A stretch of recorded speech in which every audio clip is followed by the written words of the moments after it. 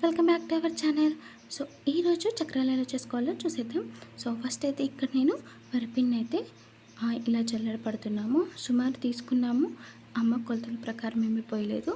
ఎగ్జాక్ట్గా ఇంత అయితే సరిపోతుంది అన్నట్లుగా సుమారు చూసి వేయటం అంటారు కదా, సో అలా అయితే తీసేసుకుందనమాట. సో నెక్స్ట్ అయితే ఇక్కడ జల్లెడ పట్టడం వల్ల ఏంటంటే మనకి ఏమైనా చిన్న చిన్న వైట్ పురుగులు ఉన్నా లేకపోతే ఏమైనా టెస్ట్ ఉన్నా కూడా మొత్తం రిమూవ్ అవుతుందన్నమాట. సో ఇలా చేయడం మాత్రం అస్సలు మర్చిపోకండి ఏ వంట చేసేటప్పుడైనా సరే. సో నెక్స్ట్ శనగపిండి కూడా ఇలానే జల్లెడ పట్టుకోవాలి. ఆ తర్వాత ఇవి రెండింటిని మంచిగా మిక్స్ చేసుకోవాలి. కొంచెం వాము కొంచెమే కాదు, కొంచెం ఎక్స్ట్రానే వేసుకోండి. ఎందుకంటే వాము వేయడం వల్ల మనకి డైజెషన్ మంచిగా అవుతుంది. అలాగే గ్యాస్ట్రిక్ ప్రాబ్లం అవేమీ లేకుండా మంచిగా ఉంటుందన్నమాట. సో ఎక్కువ తిన్నా కూడా కొంచెం పర్లేదు, శనగపిండి కాబట్టి గ్యాస్ పట్టేస్తుంది. సో నెక్స్ట్ వచ్చేసి ఇక్కడ కారం కూడా తగినంత వేస్తున్నాము. సుమారు చూసి వేశారని చెప్పాను కదా, సో అలానే కారం కూడా సుమారుగా చూసి వేస్తున్నారు. చిటికెడంత పసుపు కూడా వేయండి, బాగుంటుంది. నెక్స్ట్ ఉప్పు కూడా జల్లెడ పట్టుకోండి, ఉప్పు కూడా జల్లెడ పట్టుకొని వేసుకుంటే బాగుంటుంది. ఓకేనా. నెక్స్ట్ ఇక్కడ తగినంత ఉప్పు కూడా యాడ్ చేసాము. ఇవంతా కూడా వాటర్ పోయకుండానే మంచిగా కింద నుంచి పైకి వీడియోలో చూపిస్తున్న విధంగానే మిక్స్ చేసుకోండి.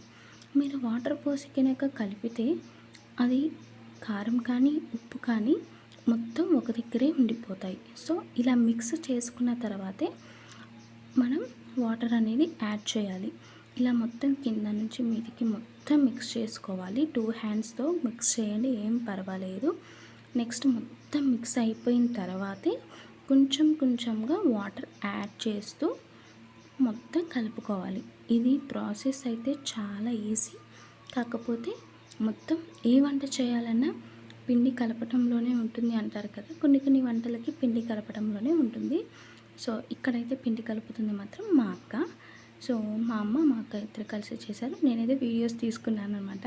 మనకి ఇవన్నీ రావు.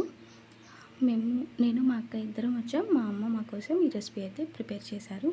సో నెక్స్ట్ ఇలా చాలా బలం పెట్టి మరీ పిసుకాలండి. ఎందుకంటే మనం పిండి కలిపే విధానాన్ని బట్టి మనకి పప్పలు అనేవి మంచిగా వస్తాయి అన్నమాట.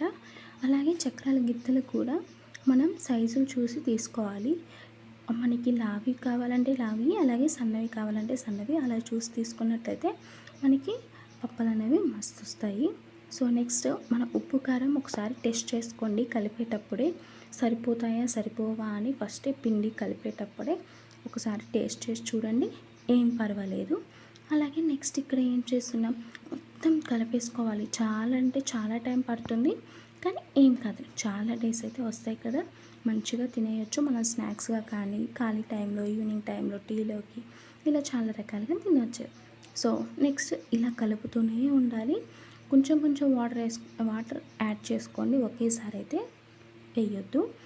ఇలా కలిపాక ఎక్కువసేపు కూడా కలపకండి, జిగురు వచ్చేస్తుంది.